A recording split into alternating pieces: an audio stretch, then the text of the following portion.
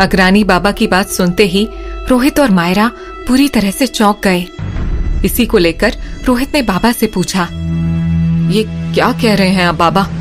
हमारा नाता उस आदमी से, वो भी पिछले जन्म का, ऐसा कैसे हो सकता है? रोहित के किए हुए सवाल को सुनकर पापा कुछ नहीं बोले और खामोश हो गए। उन्हें खामोश देखकर रोहित ने दोबारा पूछा, प्लीज बाबा ऐसे खामोश मत रहिए, कुछ तो बताइए हमें। बाबा ने चारों तरफ देखा और देखते हुए कहा, देखो बेटा, बहुत रात हो गई है और तुम्हारे साथ एक जवान लड़की भी है, और देखो तो इसकी तबीयत भी ठीक नहीं है, इसीलिए फिलहाल तुम घर चले जाओ और रास्ते में इसे भी घर छोड़ देना। कल तुम दोनों मेरे पास आना, मैं तुम्हें सब बता दूंगा। रोहित को भी बाबा की बात सही लगी और उसने मन में सोचा, बाबा बिल्कुल सही कह रहे हैं, हमें अब ज्यादा देर नहीं करनी चाहिए और जितनी जल्दी हो सके घर के लिए निकल जाना चाहिए। रोहित ने मायरा को सहारे से उठाया, जो अभी तक रोहित के कंधे के सहारे से वहीं जमीन पर बैठी हुई थी, और उससे कहा, चलो मायरा, तुम्हें घर तक छोड़ दूं। मायरा, जो काफी थका हुआ महसूस कर रही थी, उसने अपनी पलकें हाँ में झपकाईं और रोहित के साथ जाने लगी। लेकिन तभी अग्रानी बाबा ने उन दोनों को आवाज दी, ठहरो बच्चों। आवाज सुनते ही रोहित और मायरा जाते जाते एकाएक रुक गए और बाबा के पास वापस आ गए। रोहित ने बाबा से पूछा, कहिए बाबा, अब क्या हुआ? बाबा ने अपने झोले में से एक छोटी सी प्लास्टिक की डिब्बी निकाली और उसमें से राख निकालकर उन दोनों के माथे पर लगाते हुए कहा, अब जाओ घर, और जब तक ये राख तुम दोनों के माथे पर लगा रहेगा, तब तक कोई नकारात्मक शक्ति तुम्हें छू भी नहीं पाएगी। जी धन्यवाद बाबा, अच्छा अब हम चलते हैं। ये कहकर दोनों पैदल ही घर की तरफ चल दिए और दोनों के बीच खामोशी पसरी हुई थी। कुछ कदम आगे गांव में जाकर रोहित ने मायरा से पूछा, कौन सी गली में जाना है तुम्हें? इस पर मायरा ने कहा, बस यहाँ से थोड़ी आगे जाकर राइट में ही है घर। इसके बाद दोनों चलने लगे। तभी मायरा ने खामोशी को तोड़ते हुए कहा, thank you so much Rohit, मेरी इतनी हेल्प करने के लिए। इस पर रोहित ने मायरा से कहा, इट्स ओके मायरा, पर पहले तुम ये बताओ कि तुम ठीक तो हो ना? हाँ, अब मैं बिल्कुल ठीक हूँ, मायरा ने रोहित से कहा। तभी कुछ देर में मायरा का घर आ गया और जैसे ही मायरा घर पहुंची, काशवी गेट पर ही उसका इंतजार कर रही थी। उसने जैसे ही मायरा को देखा तो दौड़ कर आई और उसके गले लग गई। उसने मायरा से पूछा, मायरा, कब से तुम्हारा इंतजार कर रही थी और तुम थी कहाँ अब तक? क्या हुआ, सब ठीक तो है ना? इससे पहले कि मायरा कुछ कह पाती, रोहित ने कहा, वो इसका स्कूटी से गिरकर छोटा सा एक्सीडेंट हो गया था और इत्तेफाक से मैं वहां से गुजर रहा था कि ये मुझे मिल गई और मैं इसे छोड़ने आ गया। काशवी ने रोहित को थैंक यू कहा और फिर मायरा को घर में ले गई। तो वहीं रोहित भी मायरा को सुरक्षित घर पहुंचाकर अपने घर की तरफ चल दिया। उसके दिमाग में हजारों सवाल थे, लेकिन जवाब एक भी नहीं था। जो कुछ भी मायरा के साथ अभी शमशान घाट में हुआ था, उस बारे में सोचते सोचते रोहित सुनसान गलियों में से होता हुआ चला जा रहा था। चारों तरफ सन्नाटा फैला हुआ था और कोहरे में रास्ते भी बहुत मुश्किल से ही दिखाई दे रहे थे। तभी अचानक कुत्तों ने जोर जोर से रोना शुरू कर दिया और रोहित को अचानक ही लगा जैसे कोई उसके पीछे से गुजर कर गया हो। लेकिन रोहित ने जैसे ही मुड़कर देखा तो उसे कोई भी दिखाई नहीं दिया। रोहित ने मन में सोचा, अभी तो लगा था कोई पीछे से निकल कर गया, हो सकता है ये मेरा वहम हो। कहते हुए वो फिर से घर की तरफ चलने लगा। कड़ाके की सर्दी होने की वजह से सभी गलियां बिल्कुल सुनसान पड़ी थीं और शीतलहर चल रही थी। अचानक रोहित को ऐसा लगा जैसे उसके सिर के ऊपर से कोई पंछी उड़ता हुआ गया हो। लेकिन जैसे ही रोहित ने आसमान की तरफ देखा तो उसे कुछ भी दिखाई नहीं दिया। वो वापस से घर की तरफ बढ़ने लगा। तभी अचानक उसकी नजर नीचे जमीन पर गई। जमीन पर किसी के पैरों के निशान थे जो खून में सने हुए थे। जमीन पर पैरों के निशान को देखकर रोहित घबरा गया और बोला, ये तो किसी के पैरों के निशान बने हुए हैं, वो भी खून से सने हुए पैरों के निशान।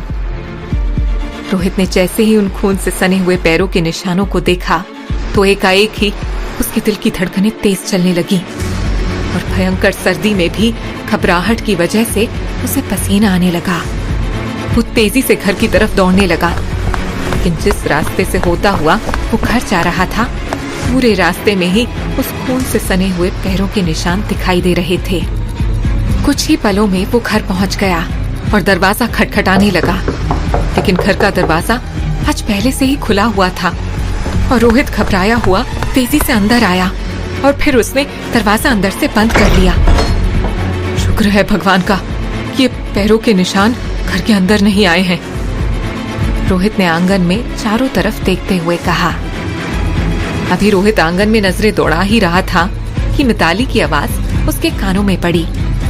बहुत जल्दी आ गए टहलकर। रोहित ने देखा कि ठीक उसके सामने मिताली खड़ी उसे ही घूर रही थी और इससे पहले कि रोहित कुछ कहता, मिताली ने अकड़ते हुए कहा, अब खड़े खड़े मुझे घूरते ही रहोगे या अंदर आकर खाना भी खाओगे? तुम्हें खाना देना था इसीलिए जाग रही थी, वरना कब की सो जाती।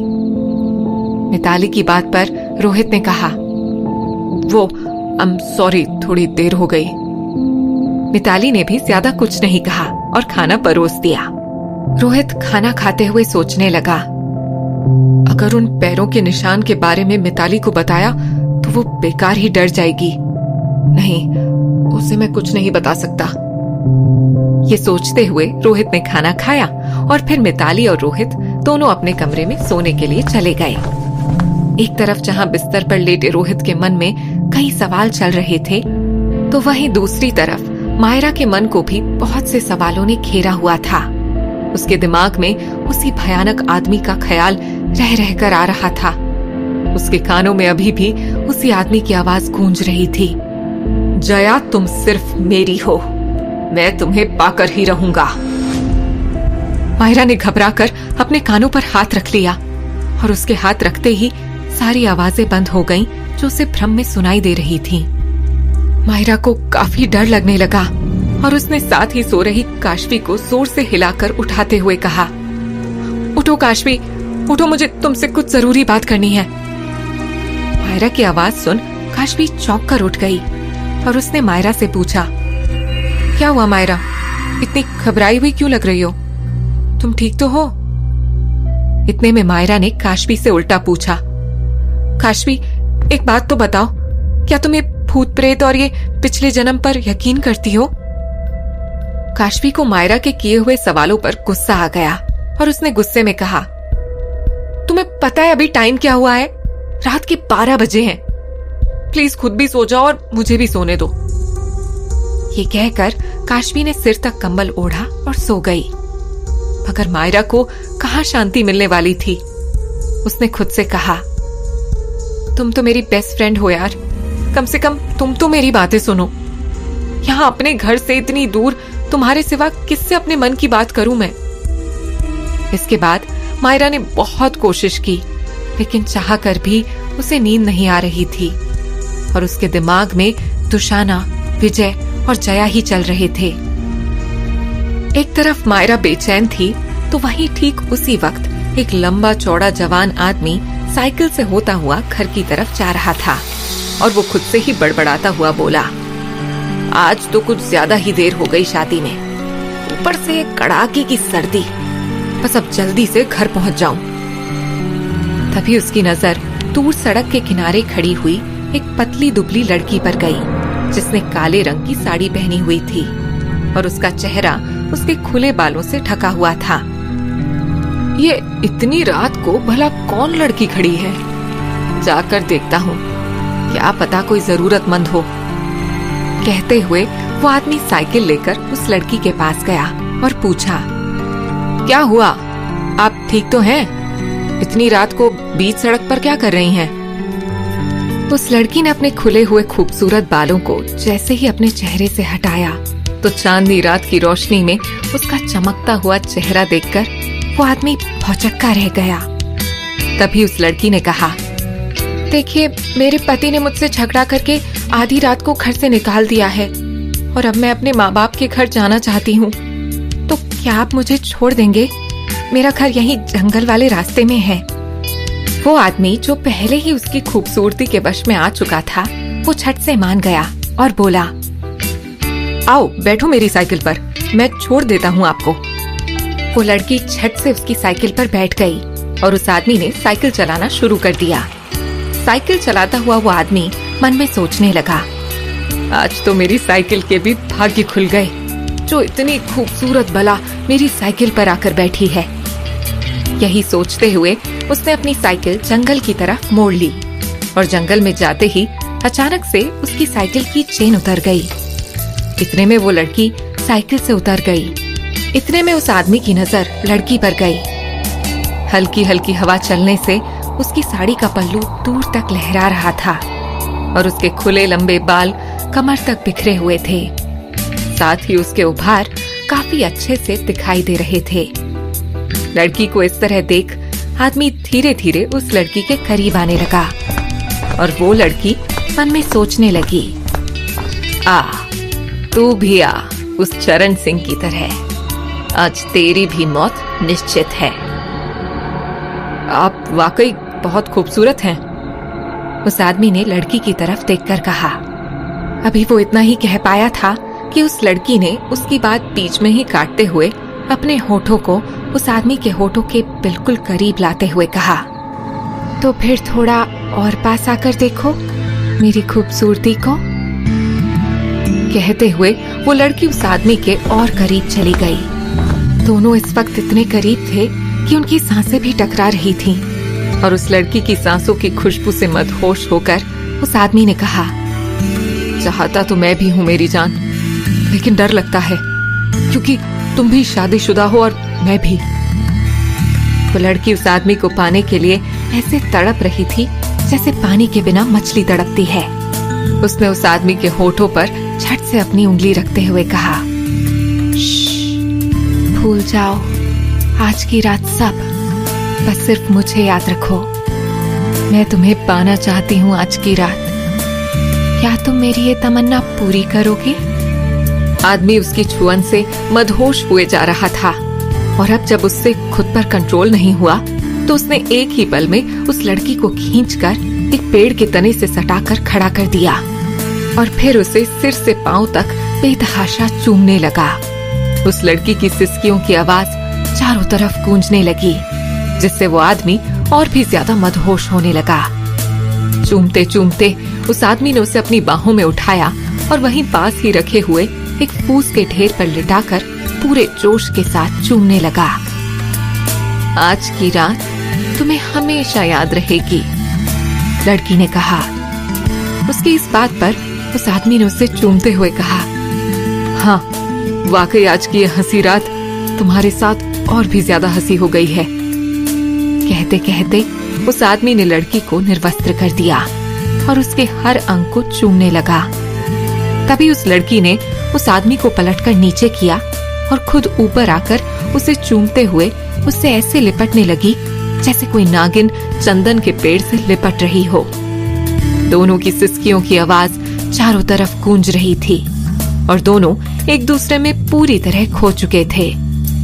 लेकिन तभी उस लड़की के नाखून लंबे होने लगे और उसके बालों ने उस आदमी को चारों तरफ से लपेट लिया, जिससे उस आदमी को घुटन महसूस होने लगी। उस आदमी ने देखा कि उस लड़की का रंग पूरी तरह से काला पड़ चुका था और उसकी आंखें सफेद हो गई थीं।